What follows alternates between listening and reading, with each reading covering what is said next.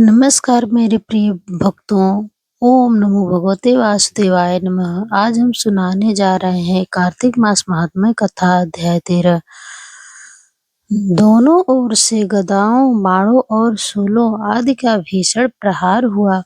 दैत्यों के छितर प्रहारों से व्याकुल देवता इधर उधर भागने लगे। तब देवताओं के इस प्रकार भयभीत हुआ देख गरुड़ पर चढ़े भगवान युद्ध में आगे बढ़े और उन्होंने अपना सारंग नामक धनुष उठाकर बड़े जोर का टंकार किया। त्रिलोकी शाब्दिक हो गई। पल मात्र में भगवान ने हजारों दैत्यों के सिर को काट गिराया। फिर तो विष्णु और जलंधर का महासंग्राम हुआ। बाणों से आकाश भर गया। लोग आश्चर्य करने लगे।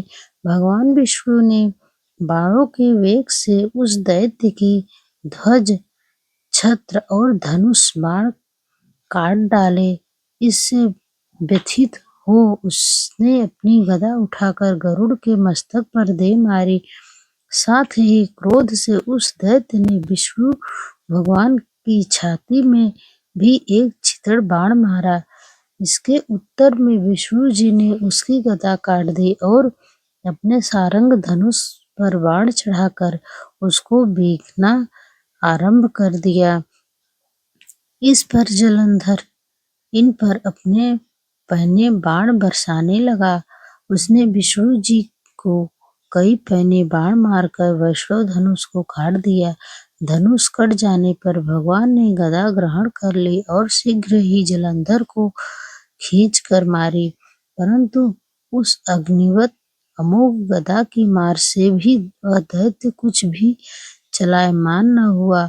उसने एक अग्निमुख त्रिशूल उठाकर भगवान पर छोड़ दिया।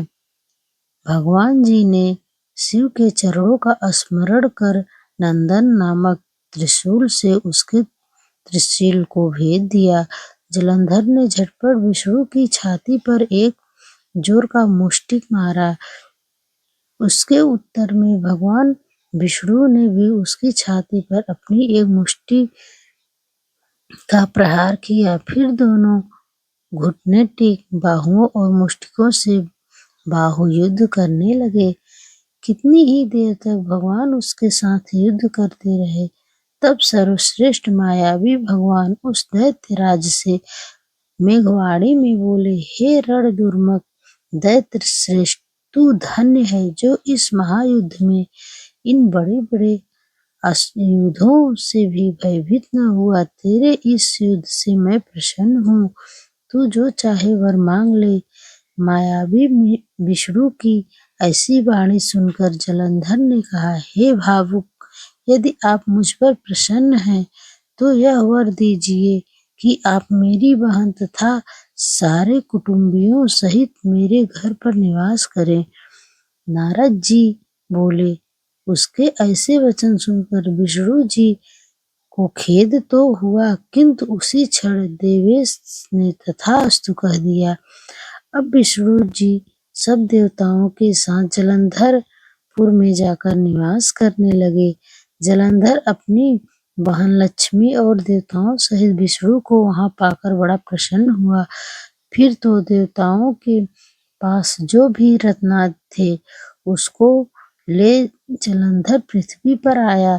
निशुंभ को पाताल में स्थापित कर दिया और देव, दानव, यक्ष, गंधर्व, सिद्ध, सर्प, राक्षस, मनुष्य आदि सबको अपना वंशवर्ती बनाकर त्रिभुवन पर शासन करने लगा।